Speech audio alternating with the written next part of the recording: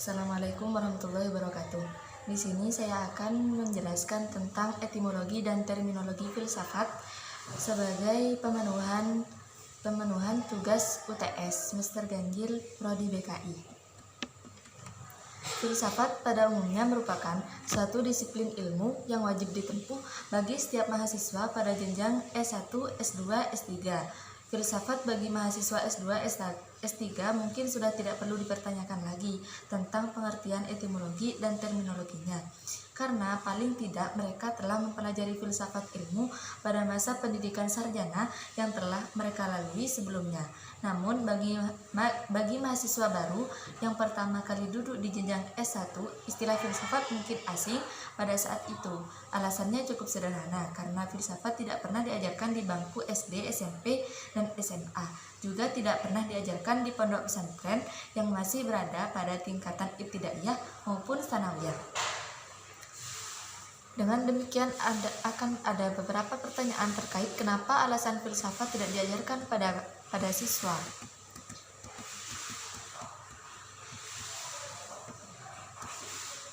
Maka di sini jika petani membutuhkan celurit sebagai alat pencari rumput dan cangkul untuk membajak sawah, meski diingat bahwa celurit dan cangkul bukanlah tujuan dari petani untuk dijadikan makanan pada anak dan istrinya, melainkan celurit dan cangkul sebatas alat pertanian, sehingga mereka dapat menjalani kehidupan sebagai peternak bagi hewan peliharaannya dan petani dalam mengolah perkebunannya guna memberi nafkah bagi anak istrinya berupa nasi dan lauk pauk sebagai penyambung hidup mereka. Begitulah posisi ilmu filsafat bagi kehidupan intelektual kampus dan esensi mahasiswa sesungguhnya.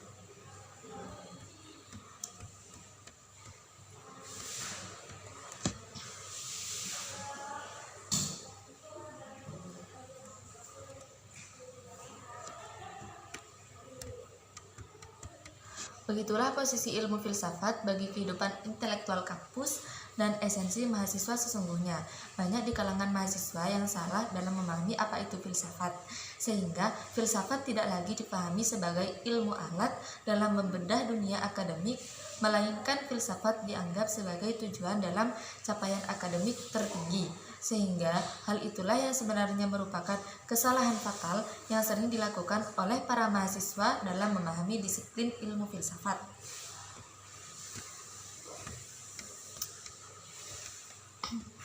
Sementara definisi filsafat secara terminologi sebagaimana pendapat para ahli mengenai definisi sebagai berikut. Yang pertama, Pythagoras. Filsafat adalah cinta dan kebijaksanaan. Yang kedua, menurut Socrates, filsafat adalah suatu peninjauan diri yang bersifat reflektif atau perenungan terhadap asas-asas kehidupan yang adil dan bahagia. Yang ketiga, Plato. Filsafat adalah ilmu yang mencoba untuk mencapai pengetahuan tentang kebenaran yang sesungguhnya. Yang keempat, Aristoteles. Filsafat adalah ilmu pengetahuan yang meliputi kebenaran yang ada di dalamnya ilmu metafisika, retorika, logika, etika, ekonomi, politik, dan estetika. Yang kelima, Al-Kindi. Filsafat adalah pengetahuan tentang hakikat segala sesuatu dalam batas-batas kemampuan manusia, karena tujuan para filosof adalah berteori guna mencari kebenaran, maka dalam prakteknya pun harus menyesuaikan dengan kebenaran itu pula. Yang keenam, Al-Farabi. Filsafat adalah ilmu yang menyelidiki hakikat yang kebenaran dari segala yang ada atau al-manujudah. Untuk memberikan penyederhanaan pemahaman akan definisi filsafat secara terminologi, penulis akan mengulas dengan sebuah pengalaman saat penulis memberikan kuliah filsafat ilmu di hari pertama perkuliahannya. Pada saat itu ada seorang mahasiswa yang bertanya, kenapa filsafat berasal dari kata cinta? Bukankah kata cinta itu terlalu sederhana bagi kami yang sudah menginjak dewasa dan sudah pernah melalui masa-masa di mana cinta itu tumbuh subur pada awal masa SMA dulu? Pertanyaan kedua, kenapa cinta bersandingan dengan istilah kata bijaksana? Kenapa tidak disandingkan dengan istilah kasih, sayang yang lebih romantis dan lebih tepat jika disandingkan dengan kata cinta daripada dengan kata bijaksana? Jawaban yang pertama, tidak semua orang dapat memahami kebenaran cinta. Pada umumnya, mereka menafsirkan ketertarikan pada lawan jenis adalah cinta, keinginan untuk memiliki adalah cinta. Padahal keduanya itu bukan cinta. Cinta itu memberi, bukan meminta. Seseorang yang cemburu pada dasarnya karena ia takut kehilangan dan sifatnya permintaan kesetiaan pada sang dicinta. Dan itu bukanlah cinta, karena cinta yang sesungguhnya sama halnya dengan seorang ibu yang rela memikul beban kehamilan selama 9 bulan, menyusui selama 2 tahun, dan merawat paling tidak 20 tahun. Namun, ia selalu rela melepas anak sematawayangnya bersama orang yang baru ia cintai, yang baru ia kenal dengan ikatan pernikahan. Sang ibu pasti memberi restu dan merelakan karena alasan kebahagiaan anaknya di atas cintanya, sehingga wujud kebijaksanaan di mana cinta sesungguhnya bukan terletak pada siapa yang memenangkan atas diri yang dicinta, melainkan siapa yang dapat memberikan kebahagiaan pada yang dicinta. Jawaban yang kedua, masih dengan cerita pada masa Yunani klasik Aristoteles. Aristoteles bertanya pada gurunya yang bernama Plato akan apa arti dan makna dibalik cinta, sehingga cinta menjadi sebuah perbincangan panjang yang tidak hanya berkutat pada kasih sayang dan perasaan muda-mudi yang sedang dilanda gandrung dan kasmaran. Pertanyaan Aristoteles seperti ini. Wahai guru, saya selepas diskusi panjang tempo hari, tema cinta dalam diskusi itu membuat saya tidak bisa tidur. Saya tidak menemukan makna konkret yang dapat memberikan pemahaman gamblang akan cinta yang telah menjadi pembahasan panjang tersebut. Dan dari itu, sudahkah guru memberikan pemahaman yang sederhana bagi saya tentang apa itu cinta? Mendengar pertanyaan itu, gurunya tersenyum, lalu berkata padanya, kalau kamu ingin tahu apa itu cinta, pergilah ke arah matahari terbenam. Di sana ada taman bunga, pilihlah lalu petik satu bunga yang paling ideal menurut kamu. Bawa ke sini dan tunjukkan padaku bunga terindah pilihanmu dengan syarat bunga yang kau pilih adalah bunga yang berada tepat di depanmu dan jangan sekali-kali kau menoleh atau melangkah ke belakang. Tanpa berpikir panjang, Aristoteles pergi meninggalkan gurunya menuju taman bunga yang mencari bunga terindah pilihannya. Tidak jauh dari ia melangkah, ia menemukan bunga melati yang indah rupawan baginya, namun tidak dipetik karena ia berpikir bahwa di depan sana masih ada bunga yang lebih indah daripada bunga yang ia lihat di saat itu. Sepanjang perjalanan ke depan, ia tidak menemukan bunga yang melebihi keindahan dari keelokan daripada bunga yang ia temukan sebelumnya. Aristoteles kecewa, namun tanpa patah semangat ia terus berjalan hingga ia menemukan bunga mawar yang melebihi keindahan daripada bunga melati yang sempat mengetuk hatinya. Aristoteles meyakini bahwa bunga itu adalah bunga terindah, tapi hatinya berbisik bahwa akan ada bunga yang lebih indah lagi daripada ia lihat saat itu. Terus-menerus seperti itu, yang pada akhirnya Aristoteles pulang hingga sampainya pada ujung taman dan membuatnya pulang dengan tangan hampa. Jadi Aristoteles ini tidak membawa apa-apa kepada gurunya. Aristoteles menghampiri gurunya dengan tangan kosong. Plato pun tersenyum. Ia bertanya, kenapa kamu tidak mendapatkan sepucuk bunga pun yang ideal dan bisa kau tunjukkan padamu, padahal di depan banyak bunga yang menarik? Aristoteles menjawab, pada awalnya saya telah menemukan bunga melati yang cukup ideal bagi saya, namun saya melewatinya terus-menerus kemudian seperti itu.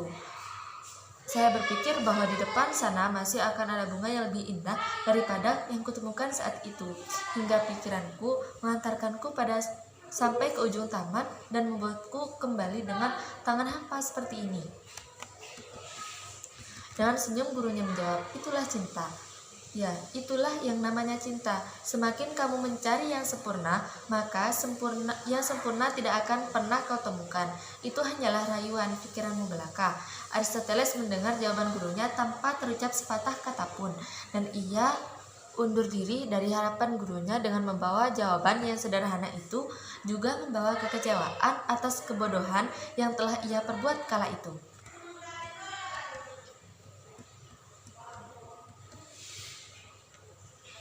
Keesokan harinya, ia kembali dan menemui gurunya.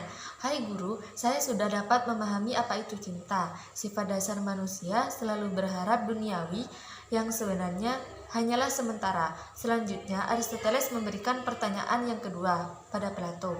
"Kemarin saya bertanya soal cinta. Sekarang saya mau bertanya perihal pernikahan. Apa itu pernikahan?"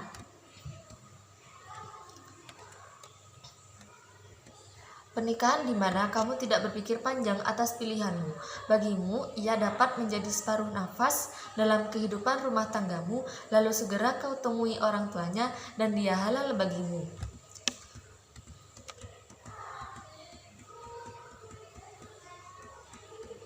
Yang kedua, sejarah singkat perkembangan filsafat.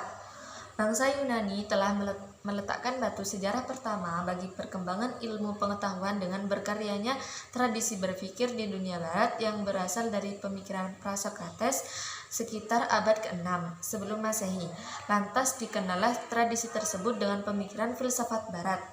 Tradisi berpikir bangsa Yunani mula-mula berawal dari pertanyaan dari mana datangnya alam ini, bagaimana kejadiannya, dan kemana tujuannya. Pertanyaan semacam inilah yang selalu menjadi pertanyaan di kalangan pemikir Prasokrates, sehingga tidak heran kemudian mereka disebut dengan filsafat alam karena perhatiannya yang begitu besar pada semesta dan seisinya.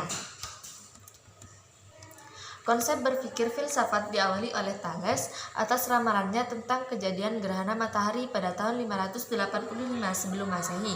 Berdasarkan catatan para astronom tentang permulaan ramalan gerhana matahari yang pernah dilakukan manusia secara ilmiah, dalam beberapa literasi, kata filosofos mulai dipergunakan oleh Heraklitos pada tahun 540 sampai 480 sebelum Masehi. Selanjutnya, beberapa pendapat yang lain dikatakan bahwa istilah filosofos juga pernah dipakai oleh Pitagoras pada 580 sampai 500 sebelum Masehi. Sementara Sokrates pada tahun 469 sampai 399 sebelum Masehi adalah filsuf Yunani yang merupakan salah satu figur paling penting dalam tradisi filosofis barat.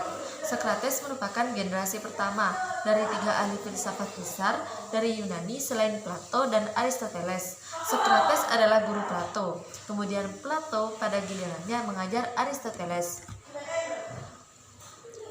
Filsafat barat dapat diklasifikasikan menjadi 3 era. Yang pertama era filsafat klasik, yang kedua era filsafat abad pertengahan, dan ketiga era filsafat modern. Yang pertama era filsafat klasik. Lynch mengatakan bahwa era filsafat klasik didominasi ajaran filsuf Yunani yang berasal dari beberapa murid Sokrates seperti Plato yang mendirikan Akademi Platonis, kemudian murid Plato Aristoteles yang kemudian mendirikan sekolah peripatetik.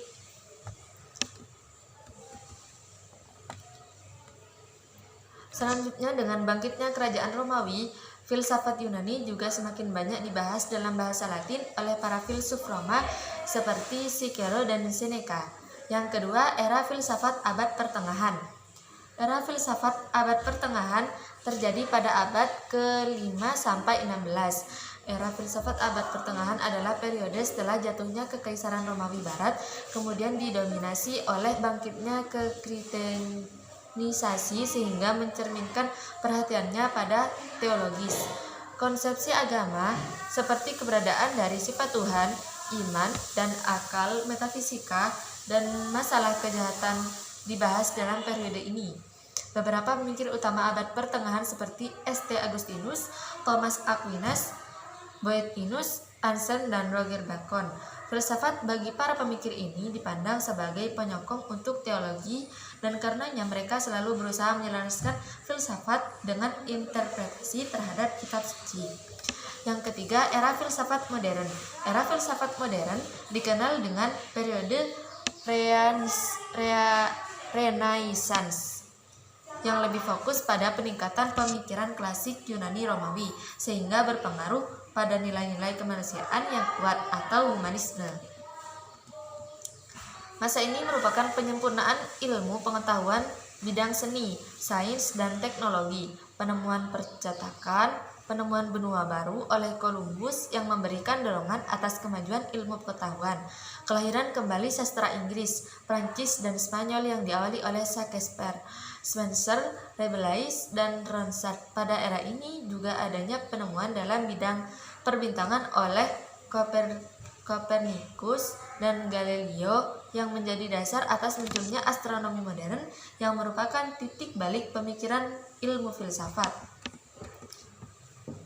Berkeley, Hume, dan Kant. Sementara perkembangan filsafat pada abad ke-19 dipengaruhi oleh gerakan yang lebih luas yang disebut The Enlightenment dengan tokoh seperti Hegel dengan idealismenya di Jerman, Kierkegaard dengan eksistensialisme, Nietzsche seorang anti-Kristen, J.S. Mill yang mempromosikan utilitarianisme, Karl Marx dengan komunismenya, dan orang Amerika William James.